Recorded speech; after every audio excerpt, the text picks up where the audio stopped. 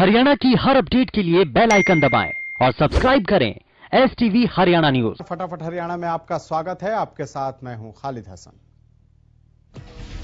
गुजरात के केवड़िया में बनी सरदार पटेल की प्रतिमा को विश्व के पर्यटन नक्शे पर लाने के लिए पीएम नरेंद्र मोदी ने केवड़िया के लिए 8 ट्रेनों को हरी झंडी दिखाई। पीएम ने कहा कि भारत के इतिहास में यह पहली बार हुआ है कि एक साथ 8 ट्रेनों को हरी झंडी दिखाई गई है। ये 8 ट्रेनें केवड़िया को वाराणसी, दादर, अहमदाबाद, हजरत निजामुद्दीन, रीवा, चेन्नई और प्रतापनगर से जोड़ेंगी। इस योजना के तहत ही भारतीय रेलवे के मैप पर भी विश्व के सबसे बड़ी प्रतिमा स्टैच्यू ऑफ यूनिटी को भी जगह मिल जाएगी। साथ ही केवड़िया के रेल लिंक से जुड़ने से यहां देश भर से सैलानी बिना किसी परेशानी से पहुंच सकेंगे। कृषि कानूनों के खिलाफ किसानों का आंदोलन 53वें दिन भी जारी है। कड़ाके की ठंड के बावजूद दिल्ली की सीमाओं पर किसान लगातार विरोध प्रदर्शन कर रहे हैं। तीनों कृषि कानूनों को रद्द करने की मांग कर रहे हैं। दरअसल किसानों और सरकार के बीच 10वें दौर की बैठक भी बेनतीजा रही। दोनों पक्ष अपने अपने फैसले पर अड़े हैं। सरकार और किसानों के बीच अब 19 जनवरी को अगली बैठक होगी। गौरतलब है कि सुप्रीम कोर्ट द्वारा बनाई गई कमेटी के बाद सरकार किसान के बीच हुई ये पहली बैठक थी। भाजपा प्रदेश अध्यक्ष गुरनाम सिंह चड्ढूनी ने कहा है कि ठग उनका फर्जी फेसबुक अकाउंट बनाकर किसान आंदोलन के लिए चंदा देने की मांग कर रहे हैं।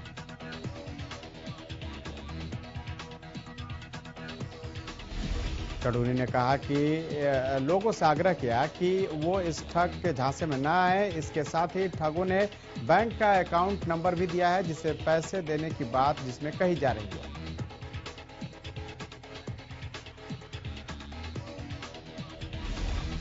किसान आंदोलन का 53वां दिन है। कृषि कानून के खिलाफ किसान बॉर्डर पर डटे हुए हैं। इसी बीच किसानों ने 26 जनवरी के लिए ट्रैक्टर मार्च की तैयारियां भी तेज कर दी है। बता दें कि पूर्व सैनिक और किसान 19 जनवरी को धरना स्थल पर परेड की रिहर्सल करेंगे।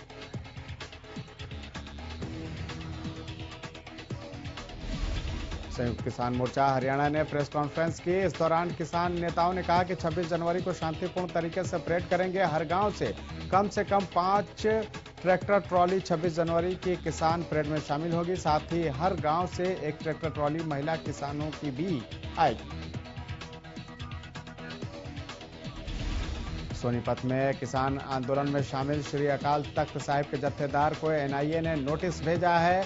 उनको राष्ट्र विरोधी गतिविधियों समेत अन्य कई धाराओं में दर्ज मुकदमे में पूछताछ के लिए दिल्ली कार्यालय बुलाया गया है।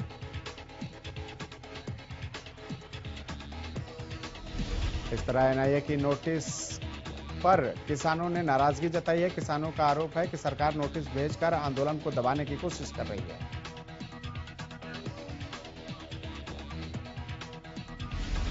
कांग्रेस की वरिष्ठ नेत्री और तोशाम से विधायक किरण चौधरी करनाल पहुंची। इस दौरान प्रेस कॉन्फ्रेंस कर उन्होंने केंद्र और प्रदेश सरकार पर जमकर निशाना साधा। कृषि कानूनों को लेकर किरण चौधरी ने बीजेपी पर तीखा हमला किया।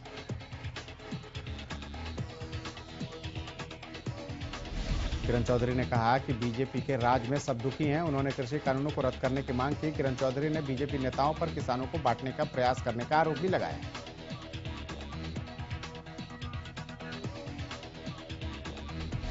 बरवाला के उकलाना में किसानों ने ट्रैक्टर मार्च का रिहर्सल किया। सैकड़ों की संख्या में किसान उकलाना और बरवाला से ट्रैक्टरों पर सवार होकर निकले। किसान भैरी, अकबरपुर, साहू, किनाला, पाबड़ा होते हुए बरवाला एसडीएम कार्यालय पहुंचे।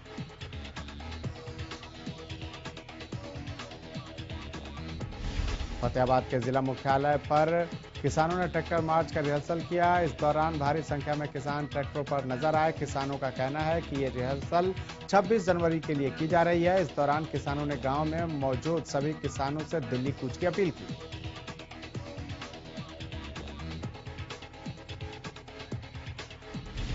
शनिवार को प्रदेश में कोरोना वैक्सीन की शुरुआत की गई। इसी क्रम में स्वास्थ्य मंत्री अनिल विज अंबाला के नागरिक अस्पताल पहुंचे। इस दौरान अनिल विज ने अपनी देखरेख में टीकाकरण शुरू करवाया। अस्पताल पहुंचने पर अनिल विज ने कोरोना वॉरियर्स को बधाई दी और कहा कि कोरोना वॉरियर्स और दूसरे लोगों को वैक्सीन का लंबे समय से इंतजार था। विज ने कहा कि हमें 2,61,000 कोविशील्ड और कोवैक्सीन मिली है। सेना में भी इसका काम शुरू हुआ है और हम स्वास्थ्य कर्मचारी, सफाई कर्मचारी और पुलिस वालों को टीका लगाएंगे। कुल 63 लाख लोगों को टीका लगाया।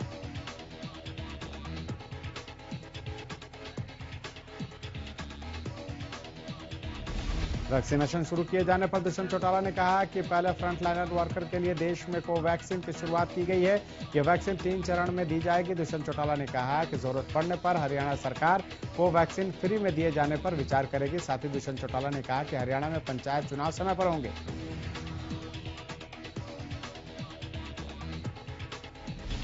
दुष्यंत चौटाला ने कहा कि राज्य निर्वाचन आयोग को पंचायत चुनाव के लिए सिफारिश भेज दी है। ग्राम सचिव की भर्ती रद्द किए जाने पर डिप्टी सीएम ने कहा कि सरकार के संज्ञान में पेपर लीक के मामले सामने आए। इसी के चलते कर्मचारी चयन आयोग ने पेपर रद्द करने का फैसला किया है। किसानों के आंदोलन पर दुष्यंत चौटाला ने कहा कि किसानों के साथ सरकार की बातचीत लगातार जारी है। बिना चर्चा के समाधान नहीं हो सकता।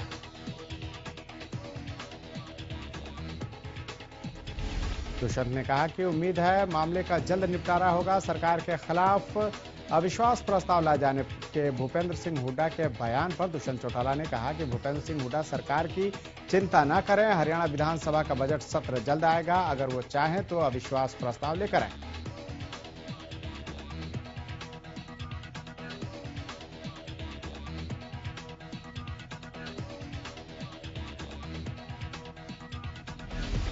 कोरोना वैक्सीन को लेकर पूर्व कैबिनेट मंत्री विपुल गोयल ने बड़ा बयान दिया है। विपुल गोयल ने पीएम मोदी को धन्यवाद दिया और कहा कि कोरोना जैसी महामारी से निपटने के लिए भारत ने कमर कसी और यहां सबसे बड़े टीकाकरण की शुरुआत हुई। साथ ही विपुल गोयल ने लोगों से अपील की कि लोग वैक्सीन को लेकर किसी भी भ्रम में न रहें। ये बहुत ही सफल और सार्थक वैक्सीन है। सोनीपत सिविल अस्पताल में कोरोना वैक्सीनेशन की शुरुआत की गई। यहां पहला कोरोना का टीका चतुर्थ श्रेणी की महिला को लगाया गया। जिले में पहले चरण में 5,000 लोगों को कोरोना वैक्सीन का टीका लगाया गया। वहीं दूसरी डोज 28 दिन बाद लगाई जाएगी।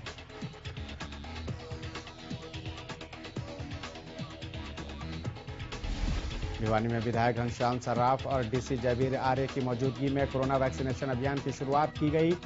भिवानी में सबसे पहले टीका अस्पताल में तैनात एम्बुलेंस के ड्राइवर को लगाया गया। डीसी जयवीर आर्य ने बताया कि 7,400 डोज भिवानी को मिली है।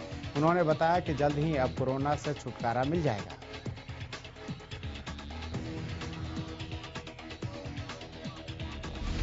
अंबाला कैंट में कोरोना वैक्सीन का टीकाकरण अभियान शुरू किया गया। सबसे पहले Ambala civil surgeon doctor Kuldeep Singh को वैक्सीन की डोज दी गई। कैंट के नागरिक अस्पताल में सीएमओ और स्वास्थ्यकर्मी रोशनी ने टीका लगवाकर वैक्सीनेशन अभियान की शुरुआत की।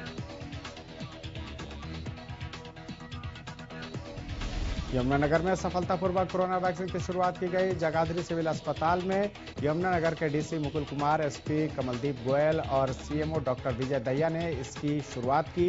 इस वैक्सीन को लेकर फ्रंट लाइन योद्धा भी वैक्सीन को लगाने को लेकर काफी उत्साहित नजर आए। यमुनानगर में कोरोना वैक्सीन टीकाकरण की शुरुआत 6 केंद्रों पर की गई। सीएमओ डॉक्टर विजय दहिया और उनकी पत्नी डॉक्टर पूनम दहिया ने भी वैक्सीन लगवाई। कोरोना वैक्सीन की पहली लाभार्थी कुसुम भी बेहद उत्साहित नजर आई। वो पिछले 8 साल से सिविल अस्पताल में सफाई कर्मचारी के तौर पर काम कर रही हैं।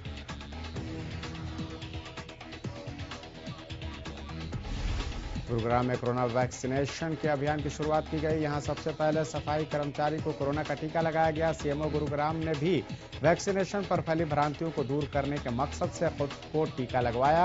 अपनी टीम के अन्य डॉक्टर्स को भी इसके लिए प्रेरित कर मिसाल पेश की। वहीं chief medical officer Virendra Yadav की माने तो शुरुआती चरण में सफाई कर्मी और उसके बाद दूसरी पंक्ति में पुलिस कर्मियों को वैक्सीन दी जाएगी।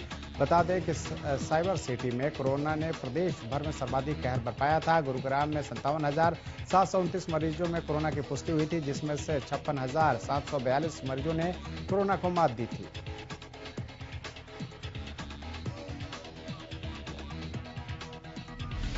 प्रदेश में कोरोना के आंकड़ों में गिरावट दर्ज की गई है। दरअसल बीते 24 घंटे में 167 नए मरीजों की पुष्टि हुई है। गुरुग्राम में 35, फरीदाबाद में 21 और करनाल में 13 मरीज सामने आए हैं। वहीं यमुनानगर में 9 और पंचकुला में 22 कोरोना मरीजों की पुष्टि हुई है। प्रदेश में 24 घंटे में 4 लोगों की मौत हो गई है। बता दें कि अब तक कुल 2983 कोरोना मरीजों की मौत हो चुकी है, जबकि हरियाणा में कुल 2,66,131 केस हैं, जिसमें से एक दिन में 218 मरीजों ने कोरोना को मात दी है और कुल 2,61,000 से ज्यादा मरीज ठीक होकर घर लौट चुके हैं। सोना के बाबा गुरबचन सिंह निरंकारी कॉलेज और वार्ड नंबर 13 पहाड़ कॉलोनी के पास नगर परिषद की लापरवाही की वजह से कूड़े का ढेर लगा हुआ है। नगर परिषद द्वारा कई सालों से यहां कूड़ा डाला जा रहा है, जिससे यहां पर अब गंदगी का पहाड़ बन चुका है, जिससे यहां पर रहने वाले स्थानीय लोगों को और कॉलेज में आने जाने वाले छात्र छात्राओं को भारी परेशानियों का सामना करना पड़ रहा है। इस कूड़े को लेकर कई बार स्थानीय लोगों और कॉलेज प्रशासन की ओर से नगर परिषद और एसडीएम से शिकायत की गई, लेकिन शिकायत देकर यहां कूड़ा नहीं डालने की शिकायत की गई। समाधान का आश्वासन तो अधिकारियों की ओर से दिया गया, लेकिन अभी तक समस्या जस की तस बनी हुई है। सरेआम सड़क के किनारे बैठकर शराब पीने वाले शरारती तत्वों के खिलाफ बल्लभगढ़ की अग्रेसन चौकी के इंचार्ज द्वारा अभियान चलाया गया, जिससे आसपास रहने वाले लोगों को भी राहत मिली और उन्होंने भी पुलिस की कार्रवाई की सराहना। पुलिस चौकी इंचार्ज विनोद ने बताया कि उन्होंने अपने कर्मचारियों को सख्त आदेश दिए हैं कि कहीं पर भी कोई शरारती तत्व दिखाई नहीं देना चाहिए।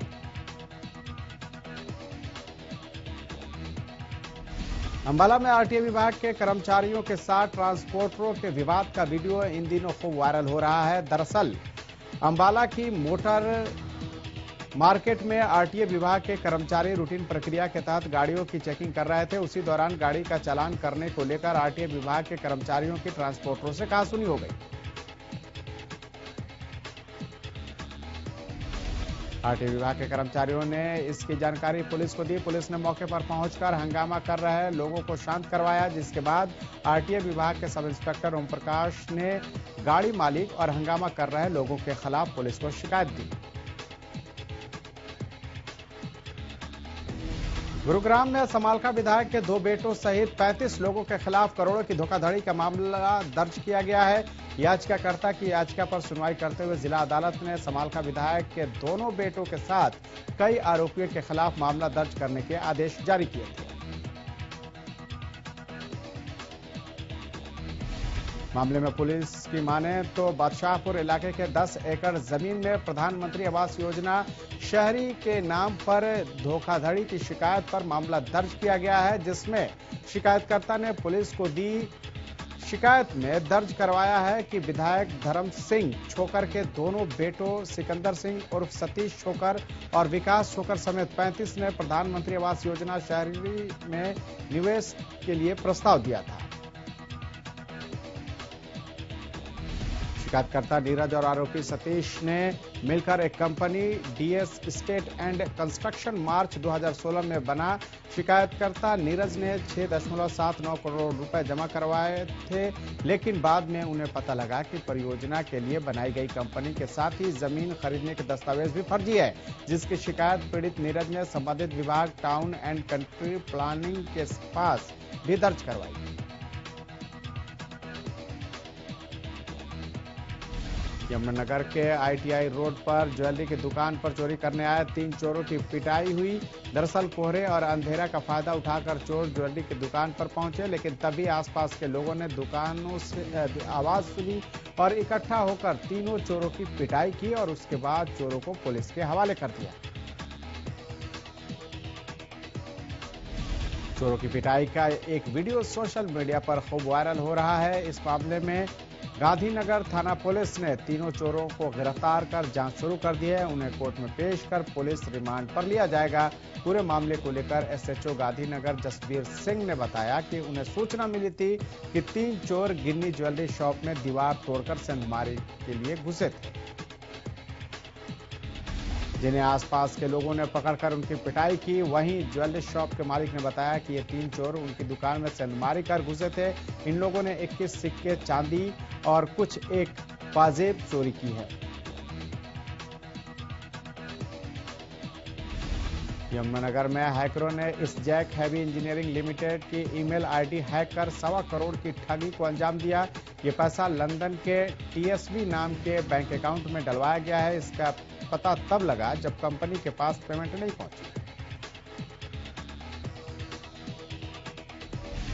इस ठगी से जुड़ी शिकायत पुलिस 2 अलग अलग मिली है, जिस पर पुलिस ने कार्रवाई करते हुए धारा 420, 406 और 66D के तहत 2 एफआईआर दर्ज कर जांच शुरू की। एडिशनल एसएचओ सतपाल ने बताया कि उन्हें इस जेक के वाइस प्रेसिडेंट अनिल सुंदर की शिकायत दी थी और मेल आईडी हैक कर करीब 2 मामलों में 1.25 करोड़ की ठगी की गई है, जिस मामले में जांच जारी है।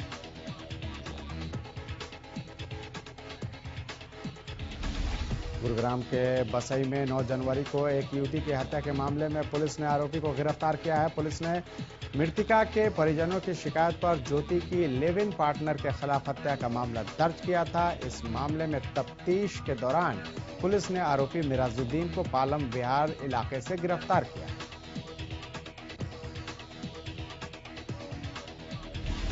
पुलिस की माने तो मृतक ज्योति और मिराजुद्दीन की मुलाकात शहर के निजी अस्पताल में नौकरी के दौरान हुई थी। दोनों में पहले दोस्ती और फिर प्यार हुआ, जिसके बाद बीते 2 महीने से मृतक ज्योति बसई एनक्लेव इलाके में मिराजुद्दीन के साथ रहने लगे।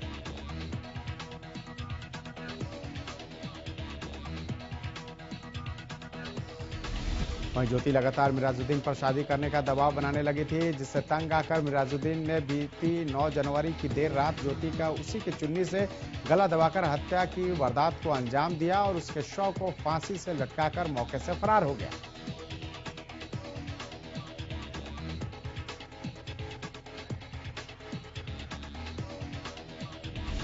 गुरुग्राम क्राइम ब्रांच ने अशोक राठी गैंग के 3 कुख्यात शूटर्स को गिरफ्तार कर इनके कब्जे से भारी मात्रा में हथियार बरामद की है और दर्जनों मामलों का खुलासा किया है। दरअसल क्राइम ब्रांच को 15 जुलाई 2020 के दिन भौंसी थाना क्षेत्र के अलीपुर गांव के सरपंच मनोज की हत्या के खुलासे की टास्क मिली थी।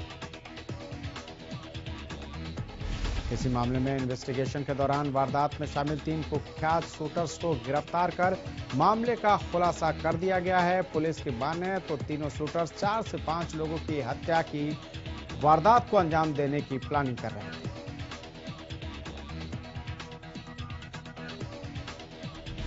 करनाल की सीआईए 1 टीम ने 3 लुटेरों को गिरफ्तार किया है। पुलिस ने लुटेरों के कब्जे से बाइक भी बरामद की है। बताया जा रहा है कि ये लुटेरे शहर में हुई कई चोरी की वारदातों में शामिल थे। बहरहाल पुलिस ने मामला दर्ज कर जांच शुरू कर दी है।